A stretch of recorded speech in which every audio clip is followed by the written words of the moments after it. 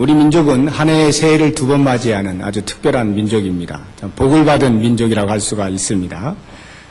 이 새해에 하늘의 신령한 복과 땅에 기름진 것으로 하나님께서 여러분들에게 많은 은혜를 베푸시기를 소망합니다. 이렇게 기쁜 날, 저는 오늘 말씀을 통해서 하나님께서 우리에게 베풀어 주신 복 중에서 가장 큰 복을 소개해 드리려고 합니다. 본문 말씀을 보시면 한 문둥병자가 예수께 나오는 그러한 장면을 볼 수가 있습니다. 이 장면은 복음서에 나오는 예수님의 병 고치시는 사역들, 많은 사역들 가운데 하나에 불과합니다. 하지만 이것은 다른 사건들과는 조금 다른 특별한 위치를 가지고 있습니다. 이 장면 속에는 하나님을 떠난 인간의 참혹한 상태, 그리고 그 인간을 구원하시려는 주님의 희생적인 사랑의 절묘한 만남이 가장 복음적으로 그려져 있습니다. 복음이 무엇이냐라고 물을 때에 그것을 그림으로 보여줄 수 있는 가장 좋은 곳이 바로 이 장면인 것입니다. 불과 몇 절로 기술하는 것이 가능했던 아주 짧은 사건이지만 이 만남에는 설명되어야 할 많은 것들이 함축되어 있는 것입니다. 그렇다고 한다면 과연 우리가 이 본문 속에서 어떠한 복음적인 요소들을 건져낼 수 있는가 하는 것을 이제부터 하나씩 살펴보도록 하겠습니다. 우리가 복음이다라고 할 때 그 복음적인 요소들 가운데 가장 먼저 생각해 보아야 할 것은 인간의 상태입니다. 복음이라고 하는 것은 말 그대로 복된 소식이죠. 복된 소식이라고 하는 것은 그 소식을 듣는 사람들이 복되다라는 것입니다. 기뻐할 수 있을 때 그것을 이제 복음이라고 할 수 있습니다. 예를 들어서 어떤 사람이 100억을 가지고 있는데 그 사람에게 누가 와서 내가 너에게 10,000원 줄게. 이렇게 하면 그것이 그렇게 복된 소식이 될지 모르겠습니다. 물론 100억보다 100억 10,000원이 더 낫긴 하죠. 그러나 그렇게 큰 관심을 끌지는 못할 것입니다. 그런데 만약에 한 열흘 굶은 사람에게 내가 10,000원 줄게 라는 그런 말을 들었다라고 생각해 보십시오. 그 사람에 있어서 10,000원이라고 하는 것은 그야말로 복음이죠. 복된 소식일 수밖에 없는 것입니다. 복음의 가치가 드러나기 위해서는 우선 하나님을 떠난 인간의 실상이 얼마나 참혹한 것이냐라고 하는 것을 알게 될 때 비로소 그 가치가 인정되기 시작하는 것입니다. 여기에 등장하고 있는 이 문둥병자는 한 문둥병자라 이렇게 소개를 함으로써 익명의 문둥병자인 것을 알 수가 있습니다.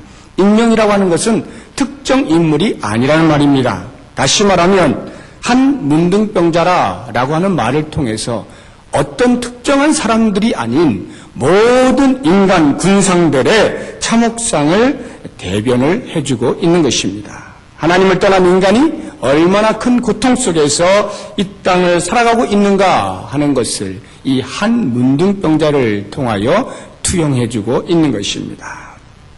그렇다고 한다면 이 문둥병자가 가지고 있는 고통들이 무엇인지 알게 될 때 우리 인간을 알 수가 있게 됩니다. 이 문둥병자가 갖는 고통 가운데 가장 우선적으로 생각해 볼 것은 신체적인 고통입니다. 이 문둥병이라고 하는 것은 여러분들이 잘 알다시피 살이 이렇게 문드러지는 거잖아요. 살이 이렇게 문드러지는 것입니다. 그런 현상을 성경에서는 난육이다 이렇게 그 한문으로 한자어로 난육 이렇게 표현을 해놨습니다. 살이 문드러진다 이런 말인데 레위기 13장 14장에 보면 그 문둥병에 대한 규례들이 쭉 나와 있습니다. 그 가운데 그 난육이라고 하는 단어가 자주 등장하는 것을 볼 수가 있는 것입니다. 자, 그렇다고 하면 이 살이 문드러지고 있는 자신의 모습을 보는 그 문둥병자를 한번 여러분들이 상상을 해보십시오. 아니면 내가 문둥병자다라고 생각을 하시고 한번 내 살이 이렇게 문드러지고 있는 것을 내가 보고 있다라고 할 때에 과연 어떤 느낌이 들까를 한번 생각을 해보시기 바랍니다. 점점 사람으로서의 어떤 형체를 잃어가고 있는 자신의 모습을 보게 되면서 그 매일의 삶은 아마도 필연적으로 지옥과도 같은 그러한 삶이 될 것입니다. 어떤 사람은 이 문둥병이 참 보기는 흉측하지만 그래도 이 신경세포가 죽은 것이기 때문에 고통을 느끼지 못하는 것 아니냐. 고통을 느끼지 못하는 것만 해도 참 그저 뭐 그렇게 봐줄만 하다, 괜찮다, 견딜만 하다 이렇게 말을 할 수도 있겠습니다. 얼핏 듣기에는 그럴듯한 말 같습니다. 맞는 말 같은데 여러분들 한번 병원 그 응급실에 이렇게 가보십시오. 그러면 뭐 갑작스러운 어떤 사고들로 인해서 급하게 응급처치를 해야 되는 경우에 때로는 뭐 마취도 없이 막 어떻게 해야 되는 경우도 있겠죠. 저도 뭐 숱하게 응급실을 다닙니다만 그때마다 느끼는 것이 그 고통의 그 막 신음하는 소리들, 여기저기서 막 소리를 지르고 비명을 지르는 그런 것들을 듣게 될 때 그 사람들의 그 표정이며 그 신음하는 소리들을 차마 눈뜨고 보거나 들을 수가 없게 되는 것입니다. 그렇게 될 때 우리 마음속에 나도 모르는 사이에 이 고통이라도 없으면, 고통이라도 느끼지 못한다면 저 사람들이 그나마 견딜 수 있을 텐데 라고 하는 마음이 들게 되는 것입니다. 그런데 그것은 참 나이브한 생각이에요. 굉장히 순진한 생각입니다. 고통을 느끼지 못하는 고통이 어떠한 것인지를 우리가 전혀 알지 못하기 때문에 하는 말이에요. 아니 어쩌면 우리는 고통을 느끼지 못하는 고통이라고 하는 것이 있는가라고 하는 것조차도 모르고 지낼 수가 있습니다. 폴 브랜드라고 하는 사람과 필립 얀시라고 하는 사람이 공조해서 쓴 책이 있습니다. The Gift of Pain이라고 하는 책인데 지난 얼마 전에 우리 교회 오후 예배 때 오셔서 말씀을 전해주셨던 그 송준인 목사님께서 번역을 하신 책입니다. 그 우리나라 그 책 이름으로는 고통이라는 선물 이러한 제목으로 출간이 되었어요. 이 책의 저자인 그 폴 브랜드라고 하는 사람은 인도와 미국에서 약 50여 년간을 나병 환자들을 치료하는 것으로 일생을 바친 세계적인 그 권위를 가진 손외과 의사이면서 나병 전문 의사입니다. 이 사람이 그 50여 년 동안 나병 환자들을 대하고 치료하고 생활을 하면서 느낀 것, 그리고 그들과 대화했던 것, 그들의 반응, 이런 것들을 다 종합해서 초록을 이렇게 만들었습니다. 그것을 세계적인 영성신학자인 이 필립 얀시가 집필을 해서 세간에 나오게 된 책입니다. 이 책을 보면 고통을 느끼지 못하는 고통이 얼마나 큰 것이냐라고 하는 것을 너무나 잘 표현해주고 있습니다. 반대로 이야기해서 고통을 느낄 수 있다는 것만큼 행복한 것이 없다라고 하는 거예요. 그래서 고통이라고 하는 것은 선물이다라고 표현을 한 것입니다. 고통을 느끼지 못하는 증상, 그것을 영어로 painlessness라고 합니다. 전문 용어로, 그 병원의 전문 용어로 뭐 선천성 무고통증 이런 것이 있어요. 그것이 영어로 painlessness입니다. 고통을 느끼지 못하는 것, 이런 말이거든요. 한번 여러분 상상을 해보십시오. 뜨거운 것을 잡았는데 이게 뜨거운지를 몰라요. 그냥 덥석덥석 잡는 거예요. 뜨거운지 모르니까 그냥 막 잡는 것입니다. 야, 좋겠다. 뜨거운 걸 잡아도 뜨겁지 않으니까 얼마나 좋은가. 이렇게 생각하시면 안 되는 거예요. 그렇게 계속 잡다 보면 어떻게 됩니까? 손에 화상이 나도 모르는 거예요. 그러니까 그때는 좋은지 모르겠어요. 혹시 일을 할 수 있으니까. 아무거나 그냥 톡톡톡 잡으니까. 그러나 곧바로 어떻게 됩니까? 그 손이 다 문드러지는 것입니다. 신경이 없다 보니까 이게 뜨거운지 모르니까 계속 잡고 있다가 손이 다 없어지는 것이죠. 다시 말하면 손이 내 손이 아닌 거예요. 얼굴이 내 얼굴이 아닌 것입니다. 뜨거운 걸 잡아도 모르죠. 악수를 해도 느낌이 없죠. 마치 나라고 하는 존재가 나의 존재, 나는 없어요. 그리고 그냥 내가 생활하는데 필요한 어떤 도구들, 집기들이 내 몸에 이렇게 붙어 있는 것 같은 그런 느낌이란 말입니다. 그렇게 살아가는 것이 이 문둥병 환자들이에요. 그렇다고 한다면 이런 사람들에게 있어서 고통을 느낄 수 있다라고 하는 것만큼 행복한 것이 뭐가 있겠어요? 고통은 그들의 입에서는 선물이라는 표현을 할 수밖에 없는 것이죠. 고통을 느낄 수 없는 고통이 있음을 우리는 정상인으로서 도저히 이해할 수가 없는 것입니다. 그러한 고통을 가지고 있는 것이 바로 이 문둥병 환자인 것입니다. 이런 신체적인 고통을 넘어서서 이 문둥병자에게서 더 큰 고통이 있다고 한다면 그것은 바로 종교적인 고통입니다. 영적인 고통이라고 말할 수가 있겠죠. 종교적으로 하나님께 버림받은 것에 대한 대가로 주어진 병이다라고 할 때에 오는 그 고통은 말로 할 수 없는 심각한 고통입니다. 40절에 보시면 문둥병자가 이렇게 말을 하죠. 원하시면 저를 깨끗게 하실 수 있나이다. 보통 질병에 대해서는 고치다, 낫다, 고쳐주십시오, 낫게 해주십시오 이렇게 표현들을 하는 것이 정상이죠. 그러나 문둥병에 대해서는 그런 단어를 쓰지 않습니다. 깨끗하게 해주십시오라고 하는 단어를 씁니다. 왜냐하면 이 문둥병이 육체의 질병이기 이전에 하나님으로부터 저주를 받은 부정한 자로 취급되는 종교적인 질병이기 때문에 그렇습니다. 그래서 문둥병이 발생하면 의사에게 데려가지 않습니다. 제사장에게로 데려가도록 되어 있어요. 문둥병에 관한 한 제사장이 그 모든 점검을 하고 결정을 내립니다. 이 사람은 문둥병이 나았다, 안 나았다. 이 사람은 문둥병이 확실하다. 이런 모든 결정을 의사가 아닌 제사장, 종교적 제의를 감당하고 있는 그 제사장이 결정을 내린다는 말입니다. 그것은 문둥병이 종교적인 사안이기 때문에 그런 것이에요. 레위기 13장 14장을 보시면 이 문둥병은 비단 사람에게서만 나타나는 것이 아니라 우리 의복에도 나타나고 또는 우리가 살고 있는 가옥에도 발병이 됩니다. 그래서 문둥병으로 최종 판정이 된 옷은 불에 태워서 없애버리도록 되어 있고요. 문둥병으로 최종 판정이 된 가옥들은 다 헐어서 없애버리도록 되어 있습니다. 진 밖으로 그 모든 찌꺼기를 다 내어버리도록 그렇게 되어 있습니다. 그렇다고 하면 사람의 경우 문둥병이 발생해서 문둥병 확정이 된 사람의 경우는 어떠한가라고 할 때에 우선 문둥병 증상이 나타나면 희끗희끗해진다든가 살이 이렇게 문드러진다든가 하는 어떤 증상이 나타나게 되면 사람들이 그 사람을 제사장으로 데려갑니다. 그럼 제사장이 그렇게 살펴보아서 문둥병이겠거니라는 판단이 서면 일단 금고 조치를 내립니다. 금고라고 하는 것은 이렇게 가두어 두어서 다른 사람들과 접촉하지 못하도록 격리시키는 것을 말합니다. 그리고 7일 간격으로 제사장이 재진찰을 합니다.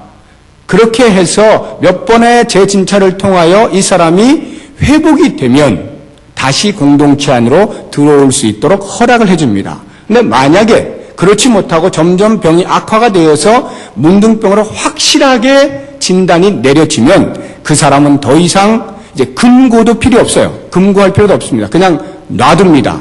놔두는데 아무데나 돌아다닐 수 있는 것이 아니라 진 밖으로 쫓겨나야 됐습니다. 그래서 진 밖, 공동체가 있는 밖으로 나아가서 광야에서 유리하면서 홀로 생활을 하도록 되어 있는 것이 바로 이 문둥병이었습니다. 다시 말하면 이 문둥병은 사회 공동체에서도 쫓겨나고 심지어 자기들의 가족 공동체에 쫓겨나고 이러한 공동체로부터의 소외감을 느끼게 되는 사회적인 또는 정신적인 고통까지도 동반을 하는 엄청난 고통이었습니다. 한 걸음 더 나아가서 레위기 13장 45절 이하를 보면 이렇게 나옵니다. 문둥 환자는 옷을 찢고 머리를 풀며 윗입술을 가리우고 외치기를 부정하다 부정하다 할 것이요 병 있는 날 동안에 늘 부정할 것이라 그가 부정한즉 혼자 살되 진 밖에 살지니라 이렇게 표현을 하고 있습니다. 자, 문둥병으로 확정되었을 때 한 번만 옷을 찢고 머리를 풀어 헤치라는 말이 아니에요. 여기 지금 옷을 찢고 머리를 풀며라고 하는 말은 제사장에 의해서 문둥병으로 최종 확정이 되면 그 사람은 계속 찢어진 옷을 입고 다녀야 된다 이런 말입니다. 찢어진 옷을 입고 다니고 머리는 늘 풀어 헤친 채로 다니는 거예요. 그래서 혹시라도 사람들이 보면 금방 저 문둥병자구나 알 수 있도록 그렇게 하는 거예요. 하나님의 저주를 받았구나 부정한 자라구나 하는 것을 알게 하시기 위하여 늘 그런 모습으로 살도록 한 것입니다. 뿐만 아니라 윗입술을 가린 채 나는 부정하다 부정하다 외친다는 말이 무슨 말이냐면 이 윗입술이라고 하는 것은 수염 있는 데를 말하는 것입니다. 여기를 가리면서 나는 부정하다 부정하다 이렇게 외치게 함으로써 하나님으로부터 완전히 버림받은 존재임을 자기 속에서 외치는 그 순간 끊임없이 각인해야만 하는 고통 중에 고통을 받는 것이 바로 이 문둥병이었습니다. 이렇게 문둥병은 하나님의 거룩과 공동체의 거룩을 손상시키는 종교적인 질병이었기 때문에 만약에 문둥병의 증상이 사라진다면 그것은 하나님께서 용서하신 것입니다. 하나님께서 용서하셔서 하나님의 저주로부터 해방된 것을 의미하는 것이 되는 것입니다. 부정하고 불결한 것으로부터 깨끗해진 것을 의미하는 것입니다. 그래서 문둥병은 고침을 받았다 또는 나았다라고 표현하지 아니하고 깨끗하게 되었다라고 표현을 하는 것입니다. 그러므로 마가가 이런 단어를 쓰고 있는 것은 당시 유대사의 그러한 통념에 의한 용어 선택이면서 동시에 그만큼 문둥병자의 마음에는 종교적으로 부정한 사람으로 취급받는 영적인 고통이 얼마나 심각했을까 하는 것을 우리 독자들에게 알게 하려는 의도가 들어있는 것입니다. 문둥병자가 겪는 이와 같은 총체적인 고통들은 하나님을 떠난 인간의 참혹한 상태를 그대로 투영해주고 있는 것입니다. 하나님을 떠난 우리 인생은 양심이 화인 맞아서 죄라고 하는 고통을 느끼지도 못한 채 살아가고 있는 인생들입니다. 에베소 4장 17절 이하를 보시면 이렇게 나옵니다. 그러므로 내가 이것을 말하며 주 안에서 증거하노니 이제부터는 이방인이 그 마음에 험한 것을 행한같이 너희는 행하지 말라. 여기서 이방인이라고 하는 것은 하나님을 알지 못하는 자, 하나님을 떠난 자, 하나님으로부터 저주받은 자를 의미하는데 그 사람들이 어떠한 사람들이냐라고 하는 것을 볼 때 저희 총명이 어두워지고 저희 가운데 있는 무지함과 저희 마음이 굳어짐으로 말미암아 하나님의 생명에서 떠나 있도다. 저희가 감각 없는 자 되어 자신을 방탕에 방임하여 모든 더러운 것을 욕심으로 행하여 이렇게 나옵니다. 마음이 딱딱하게 굳어 있어서 양심의 감각이 없어진 것입니다. 영적인 감각을 잃어버린 것입니다. 영적인 문둥병에 걸려 있었단 말입니다. 그래서 자신을 방탕에 내어던지고 탐욕스럽게 모든 더러운 것을 행할지라도 그것이 잘못인 줄도 모르는 채 살아가는 것이 하나님을 떠난 인생의 모습이라는 것이죠. 이 모든 것들은 하나님으로부터 저주를 받은 결과죠. 로마서 1장 28절에 보면 또한 저희가 마음에 하나님 두기를 싫어하며 하나님께서 저희를 그 상실한 마음대로 내어버려 두사 합당치 못한 일을 하게 하셨으니 이렇게 나옵니다. 그 마음의 상실한 마음대로 내어버려 두었다는 거예요. 이것을 신학적인 용어로 하나님의 유기라고 말을 합니다. 하나님께서 유기하셨다, 방치하셨다는 말입니다. 내어버려 놓으셨다 이런 말입니다. 그래서 하나님을 떠난 인간은 하나님의 거룩으로부터 떨어져 나가 사단의 소나기에 놀아날 수밖에 없는 존재가 된 것입니다. 인간 스스로에 의해서는 도저히 이 거룩을 회복할 수 있는 길이 없는 것입니다. 영적인 문둥병에 걸려서 영원히 하나님의 나라로부터 격리되어 살 수밖에 없는 것이 하나님을 떠난 하나님의 저주 아래에 있는 하나님으로부터 부정하다 일컬음을 받게 된 인간의 모습이라고 하는 것입니다. 여러분 한번 생각해 보세요. 인간이 어떻게 지음을 받았습니까? 하나님의 형상대로 하나님과 영원히 교제하며 아름다운 삶을 살도록 지음받은 것이 인간인데 그 인간이 하나님으로부터 떠나서 하나님과 교제하지 못한 채 죄악과 뒹굴면서 살아가야 하는 그런 모습들, 그것보다 더 큰 참담함이 어디 있고 그것보다 더 큰 슬픔이 어디 있고 그것보다 더 큰 형편없는 삶이 어디 있느냐라고 하는 것입니다. 바로 이와 같은 인간의 참혹한 상태를 인식할 수 있을 때 비로소 예수 그리스도의 등장이 우리에게 복음으로 다가올 수가 있는 것입니다. 이 땅에 참빛으로 오신 예수 그리스도 앞에 우리가 나와 엎드려 간곡히 구할 수밖에 없는 것, 그것은 우리가 어떠한 인간이냐, 어떠한 상태에 있는 사람들이냐 하는 것을 알게 될 때 비로소 가능하다라고 하는 것입니다. 다시 한번 40절에 나오는 문둥병자의 고백을 들어보시기 바랍니다. 한 문둥병자 예수께 와서 꿇어 엎드려 간구하여 가로되 원하시면 저를 깨끗게 하실 수 있나이다. 이 문둥병자가 예수께 찾아 나온 목적은 자기의 문둥병을 깨끗하게 나음을 얻기 위해서예요. 깨끗하게 치료를 받기 위해서입니다. 깨끗하게 해달라고 요청하기 위해서입니다. 이렇게 요청하는 것을 볼 때 이 문둥병자는 어찌 되어 있는지는 모르겠지만 그 경로는 알 수 없어도 아무튼 예수님께서 이 땅에 오셔서 공생애를 시작하시면서 많은 병자들을 고치시고 귀신들을 내쫓으신다라고 하는 그러한 예수님의 사역을 누군가로부터 분명히 들었던 것입니다. 그 소문을 들은 것이죠. 그래서 그 소문을 듣고 문둥병자가 예수께 나와 자신을 깨끗게 해달라고 요청을 하는 것입니다. 그런데 원하시면 저를 깨끗게 하실 수 있나이다 라고 하는 이 요청을 그냥 이렇게 제가 지금 방금 말하는 것처럼 이렇게 싱겁게 이렇게 들으시면 안 됩니다. 해주고 싶으시면 해주시고 말고 싶으면 마시고 그냥 예수님 알아서 해주십시오. 제가 지금 문둥병에 걸려 있는데 원하시면 좀 깨끗하게 해주시죠. 이 정도의 대수롭지 않은 요청이 아니란 말이에요. 이 문둥병자의 요청, 이 말 속에 원하시면 저를 깨끗게 할 수 있나이다. 이 말 속에는 문둥병자의 사생결단의 요청이 들어있어요. 어떻게 할 수 있습니까? 이미 제가 앞서 말씀드린 대로 문둥병자는 공동체로부터 격리되어 사는 사람입니다. 공동체가 거하는 진박, 거친 광야에서 거하면서 사람들이 있는 곳으로 들어오지 못하도록 되어 있는 것입니다.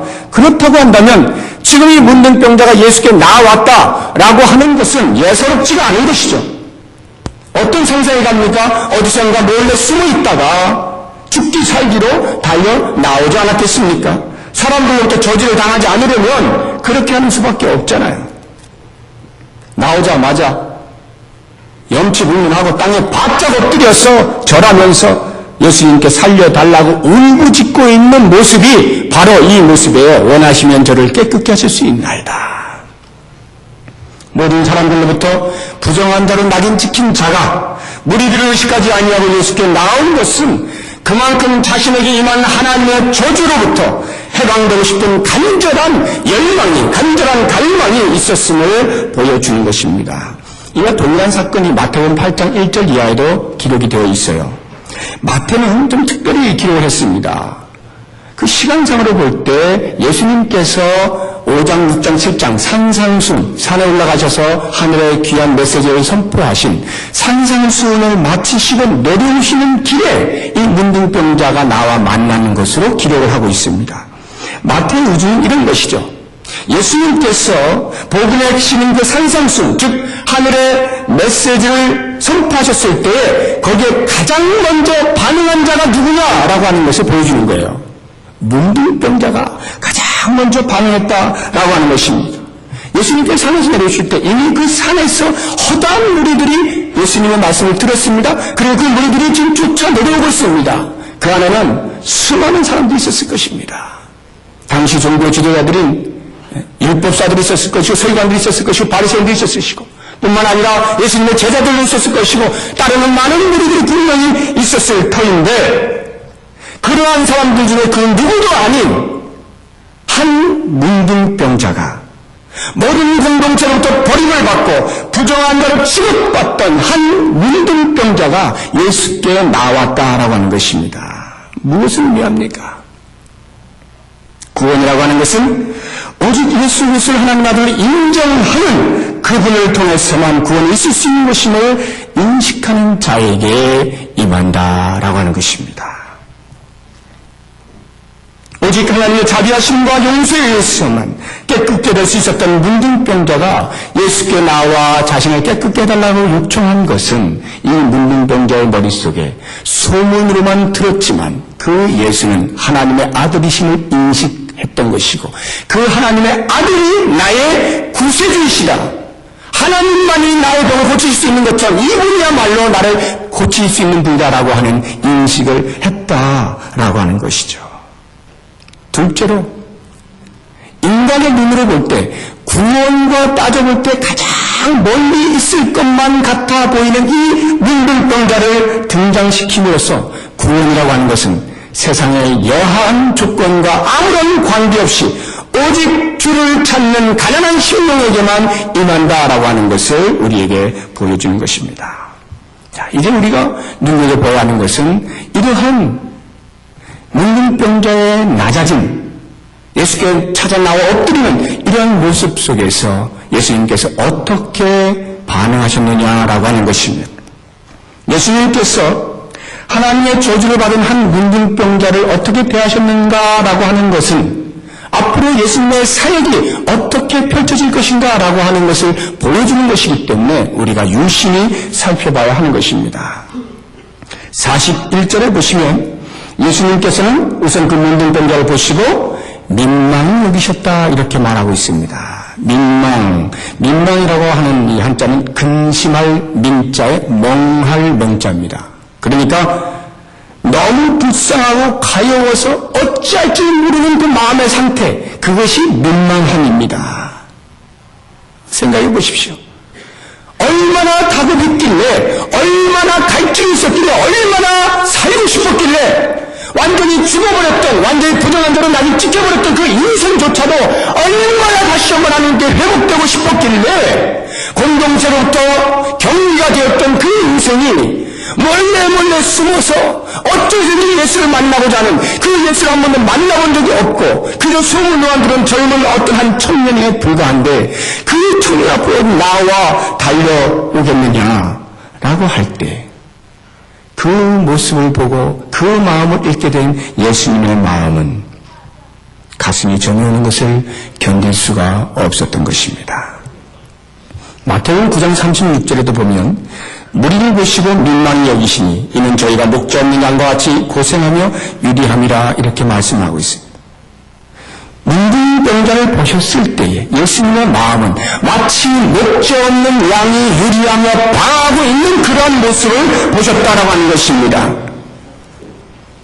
지금까지 살아온 문둥병자의 그 삶은 얼마나 길었느냐는 모르지만 그 삶 가운데 계속하여 유리하며 방하며 인생의 목적 없이 희망 없이 살아온 그 모든 삶에 대해서 예수님은 창자가 끊어지는 듯한 단장의 아픔을 느끼신 거예요. 이것이 바로 민망히 여기셨다라고 하는 말입니다. 예수님께서는 하나님의 저주 아래에 놓여있는 인간을 바라보시면서 이와 같은 민망함이 있으신 분입니다. 고통 중에 신음하며 외치는 그 소리를 들으시고 심히 안타까워하시는 분이란 말입니다. 이렇게 불쌍하고 가엾은 마음 그 속에서부터 차고 넘치게 되자 예수님께서는 그 즉시로 손을 내밀어 그에게 대셨다 이렇게 말씀을 하셨습니다. 그리고 41절에 보니까 내가 원하노니 깨끗함을 받으라 선포하셨습니다. 얼마나 간결하고 확실한 처방인지 모릅니다. 예수님께서 말씀하시자마자 마가는 이렇게 기록하고 있어요. 곧 말씀하시자마자 곧바로 즉시로 문둥병 그 사람이 떠나가고 깨끗하여졌다 이렇게 42절에서 증거하고 있는 것입니다. 아주 짧은 시간에 일어난 일입니다. 마치 한편의 드라마를 보는 것과 같은 극적인 사건입니다. 너무 짧은 시간에 일어난 것이기 때문에 우리가 성경을 읽을 때 그냥 덩달아 우리도 급한 마음에 쑥 읽고 지나가 버릴지도 모를 정도로 그렇게 짧습니다. 그냥 읽는 중에도 역시 예수님이구나, 예수님 하셨구나 이 정도의 감정만을 가지고 이거야 늘 예수님이 항상 있는 거잖아요. 어디를 봐도 예수님이 병 많이 고쳐주시지 않습니까? 또 병 고쳐주셨구나 이렇게 이해하고 넘어가기 쉬운 대목이다 이런 말이에요. 그러나 자세히 보시면 이 짧은 사건 속에서는 우리가 결코 놓치지 않는 대단히 흥분스러운 장면이 숨어 있어요. 예수님께서 말씀하시자마자 낫게 되었다라고 하는 것은 그 이전에 병자들을 고치실 때도 늘 있었던 일이잖아요. 늘 예수님 말씀하신 병자들이 고침을 받은 것입니다. 그러나 정작 우리의 마음을 설레게 하고 가슴을 뜨겁게 만드는 것은 손을 내밀어 저에게 대셨다라고 하는 말이에요. 손을 내밀어 저에게 대셨다. 여러분, 문둥병이라고 하는 것은 하나님으로부터 저주를 받은 병이라고 했잖아요. 그러니까 그 저주가 거룩한 공동체에 침입하지 못하고 격리시키지 않습니까? 단순히 병의 전염을 막기 위한 것이 아니라 하나님의 거룩을 막기 위하여 격리를 시켰단 말입니다. 그래서 문둥병자와 접촉한 자는 그 사람도 역시 부정한 자로 여김을 받았던 것이에요. 예수님께서 이 사실을 모르시겠습니까? 잘 알고 계시죠. 아시는데도 불구하고 만지셨다는 것입니다. 예수님 만지시지 않고 말씀만 하셔도 얼마든지 낫게 하실 수 있는 능력이 있으신 분이잖아요. 그럼에도 불구하고 예수님이 일부러 손을 내밀어 만지신 것입니다. 일부러 만지신 거예요. 무엇을 말합니까? 예수님의 사역은 그 모든 인간의 부정과 저주를 대신 받으시는 것임을 암시하고 있는 것입니다. 그 일을 위해 이 땅에 오셨음을 밝히시고 계시는 것입니다. 영적인 문둥병에 걸려서 하나님과 단절된 상태로 살아가고 있는 우리를 심히 불쌍히 여기시고 하나님의 저주를 당신이 대신 십자가에서 받으실 것임을 보여주는 행동이 바로 손을 내민사 그에게 되시고 라고 하는 말입니다. 이 십자가에서의 대속 사건을 분명히 예표해주는 말씀이 44절에 담겨 있어요. 한번 보십시오. 44절. 가라사대 삼가 아무에게 아무 말도 하지 말고 가서 내 몸을 제사장에게 보이고 내 깨끗게 됨을 인하여 모세에 명한 것을 드려 저희에게 증거하라 하셨더니, 자, 여기서 아무에게도 말하지 말라라고 하신 것은 예수님의 구원 사역이 마치 병 고치는 것으로 오인될까 하여 와전될까 하여 걱정스러워서 예수님께서 경계하시는 말씀입니다. 그리고 가서 몸을 제사장에게 보이라 라고 하는 것은 이 문둥병이 단순한 육체 질병이 아니라 종교적인 질병이기 때문에 그것을 제사장이 치료한다 하지 않았습니까? 제사장이 판단하는 것이에요. 그래서 제사장에게 가서 보이라 이렇게 말을 한 것입니다. 이제 우리가 보아야 중요한 것은 그 다음 말이에요. 우리는 전혀 무슨 뜻인지를 모른 채 그냥 넘어갈 수밖에 없는 말이 그 다음에 나오는데, 내 깨끗게 됨을 인하여 모세에 명한 것을 드려 저희에게 증거하라. 모세에 명한 것을 드려 저희에게 증거하라. 자, 여기서 이 모세에 명한 것이 과연 무엇이고 왜 그것을 드려야 하느냐라고 하는 것입니다. 율법에 보면 레위기 13장 14장 그 문둥병에 관한 규례를 쭉 읽어보시면, 문둥병이 만약에 발병을 했다가 문둥병으로 인정이 됐다가 하나님의 용서하심에 의해서 깨끗하게 얻었을 경우에 그냥 너 깨끗해졌다 이렇게 하는 게 아니에요. 제사장이 선포를 할 때 정결 예식을 갖추도록 되어 있습니다.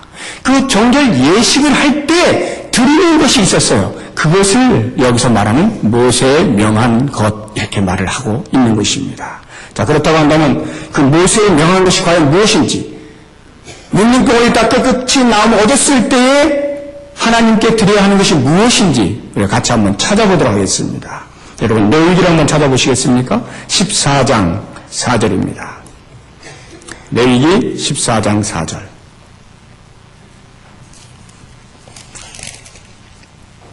구약성경 166쪽에 있습니다. 구약성경 166쪽.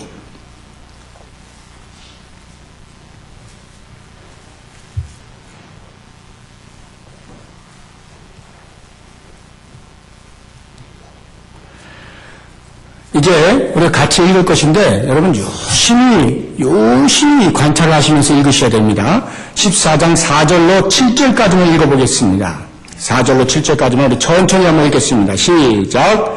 제사장은 그를 위하여 명하여 정한 산새 2마리와 백향목과 홍색 실과 우슬초를 가져오게 하고, 제사장은 또 명하여 그 새 하나는 흐르는 물 위 질그릇 안에서 잡게 하고, 다른 새는 산대로 취하여 백향목과 홍색 실과 우슬초와 함께 가져다가 흐르는 물 위에서 잡은 새 피를 찍어 문둥병에서 정결함을 받을 자에게 7번 뿌려 정하다 하고 그 산새는 들에 놓을지며.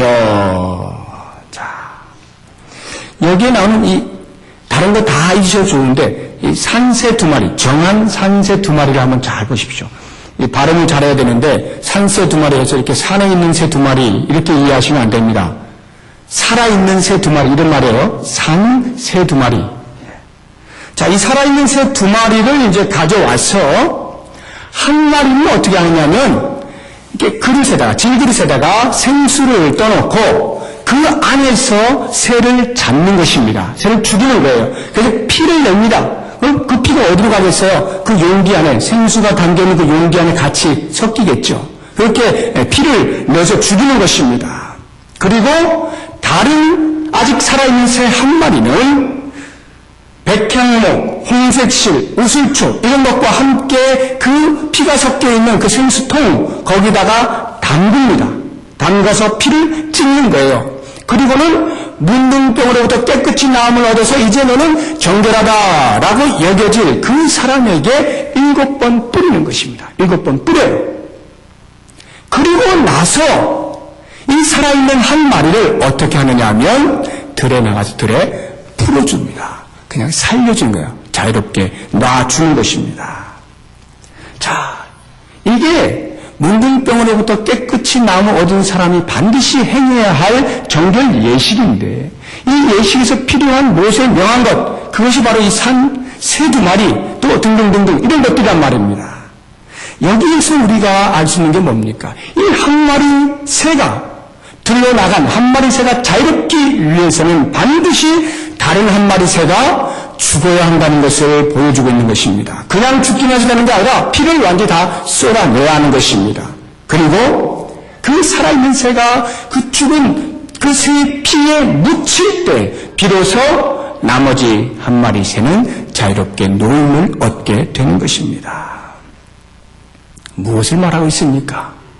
이 정결 예식은 앞으로 우리에게 다가올 레위기에서 볼 때, 그 구약시대에 그 사람들이 볼 때 앞으로 자신들에게 다가올 하나님의 놀라운 구속사역, 예수 그리스도로 말미암아 이루실 완벽한 구속사역이 어떠할 것임을 예표해 주는 것입니다. 여기서 죽은 한 마리 새는 예수 그리스도의 십자가의 죽음과 그 십자가에서 피 흘리심을 예표하는 것입니다. 그리고 그것으로 인하여 자유롭게 노임을 받은 또 한 마리의 산 새는 그리스도의 십자가 아래 들어와서 죄사함을 얻은 모든 인간들을 예표하고 있는 것입니다. 그러니까 예수님께서 지금 깨끗함을 얻은 문둥병자에게 모세의 명한 것을 드려 저에게 증거하라 이렇게 말씀하신 것은 그리스도의 십자가 사건이 온 인류에게 미칠 가장 복된 소식이 될 것임을 말씀하고 있는 것입니다. 예수님께서 우리를 대신해서 십자가에서 피 흘리심으로 사랑의 장막 안에서 처참한 노예로 살아가는 우리 인생에게 진정한 자유와 해방을 주실 것임을 말씀하고 있는 것입니다. 사랑하는 여러분, 예수님께서는 이렇게 사단의 노예로 살아가고 있는 하나님의 저주함에 놓여있는 우리 억만죄질 가운데 꽁꽁 묶여있었던 우리 영혼을 민망히 여기셨습니다. 민망히 여기셨을 뿐만 아니라 손을 내밀어 그에게 되셨습니다. 우리의 영혼을 구원시키시기 위하여 손을 내미셨다는 말입니다. 그리고 깨끗함을 받으라고 선포하셨습니다. 부정한 인생임에도 불구하고 부정한 인간들임에도 불구하고 그 부정을 당신의 몸에 전가시키시고 피를 모두 쏟아서 우리에게 진정한 자유를 선물로 주셨습니다. 우리의 새 생명은 바로 이렇게 얻어진 것입니다.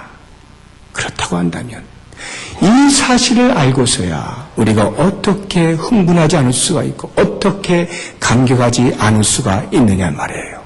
우리에게 주어진 가장 큰 복이 무엇이냐라고 할 때 여러분 억만 죄 중에서 영원한 벌 속에서 헤매이고 자기의 방탕에 방임되어진 삶으로 살아가는 우리 인생이 다시금 하나님 앞에 관계가 새롭게 되어지고 새로운 생명에서 영원한 생명을 선물로 받아 그 하나님을 아버지라 부르고 하나님의 백성 되어지는 것, 이것보다 더 큰 복이 어디 있느냐 말이에요.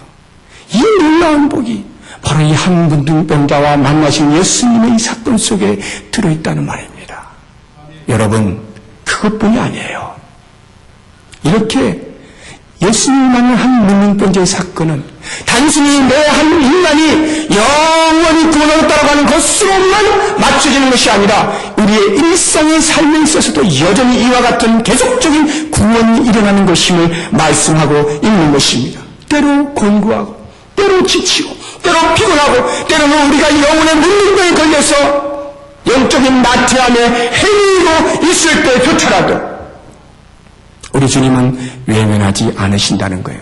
우리가 갈급한 심령을 가지고 그 영적인 나태함으로부터 다시 한번 회복되기를 원하는 소망을 가지고 여호와 앞에 나올 때, 우리 주님 앞에 나와 엎드릴 때 우리 주님은 그 마음을 보시고 민망히 여기시고 손을 내미신다는 거예요.